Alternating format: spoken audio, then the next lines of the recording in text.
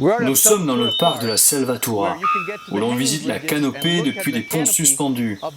Vous y verrez le plus incroyable des jardins du point de vue des singes. Du sol jusqu'au sommet des arbres, vous pourrez observer cette vie sauvage unique.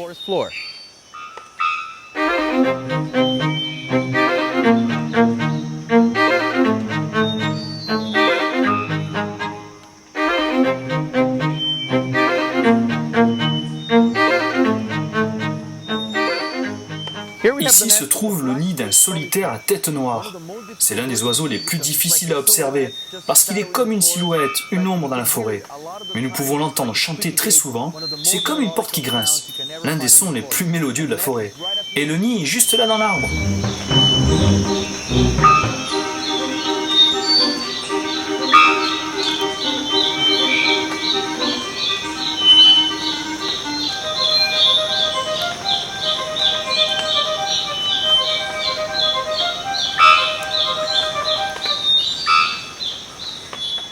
Oh, il y a quelques belles birds dans l'arbre ici. Ce sont des oiseaux très rares. Ils se cachent tout au sommet des arbres. Ils ont le corps marron et la tête blanche. Ils se tiennent entre les dernières branches des arbres et le début du ciel. Vous pouvez les entendre chanter tout au long de la journée. Mais très peu de gens ont la chance d'en trouver un, parce qu'il faut souvent les observer à travers un petit trou entre les feuilles, ou alors comme ici, sur les ponts suspendus.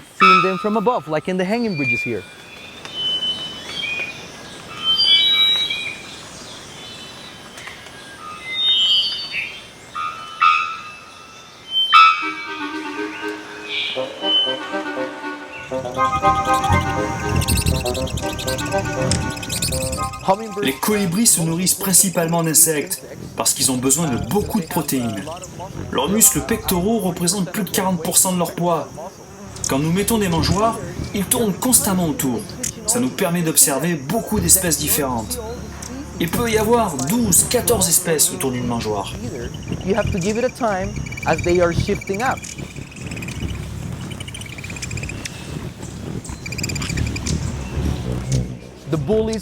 Les plus gros arrivent et chassent les plus faibles.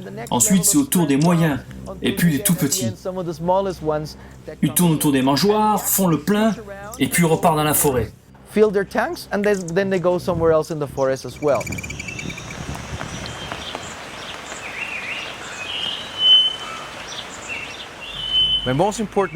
Mon principal but est de faire en sorte que les gens fassent l'expérience de la forêt de façon très directe, pour leur permettre ainsi d'être l'un des éléments de la nature et d'interagir avec elle de façon non intrusive. En marchant doucement sur les sentiers, nous cherchons à comprendre comment les plantes et les animaux communiquent avec nous et entre eux, et avoir ainsi une meilleure perception de ce qu'est la nature.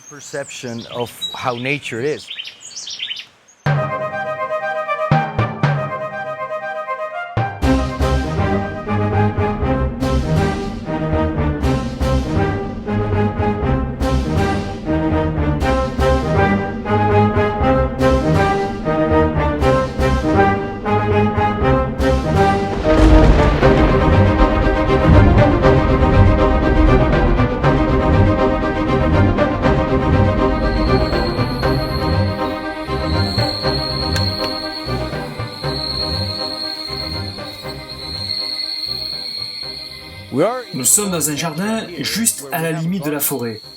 C'est un endroit idéal pour voir quelques-unes des créatures les plus incroyables qui se cachent dans la végétation.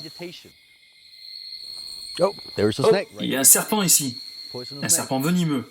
C'est une vipère des palmiers. Elle est nocturne. Elle surveille le sol en embuscade et elle attend que quelque chose passe pour frapper et attraper son dîner.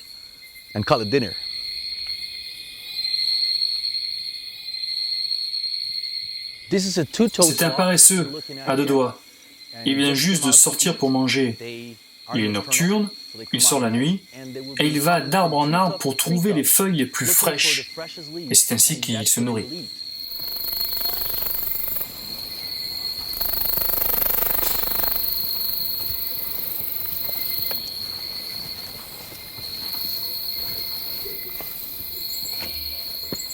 Oh, voici un scorpion. Et il porte tous ses bébés sur son dos. Les scorpions, exposés à la lumière ultraviolette, apparaissent sous une couleur totalement différente. Les scientifiques ne savent pas vraiment à quoi ça sert. Certaines théories disent que ce serait pour communiquer entre eux. Une nouvelle théorie suggère que ce serait un outil sensoriel. Mais on ne sait pas à quoi ça leur servirait. On essaie de le découvrir.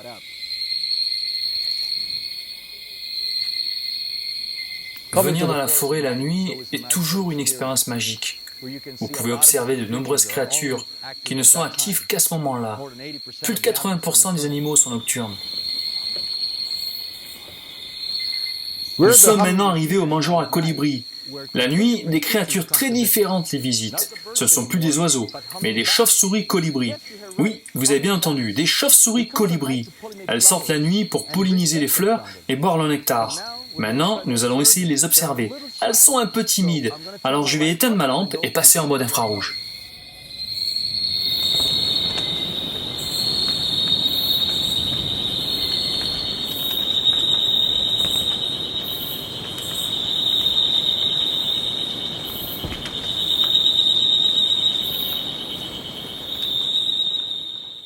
D'habitude, on ne voit pas cette vie secrète. C'est une expérience magique et c'est une chance de pouvoir observer ce monde incroyable.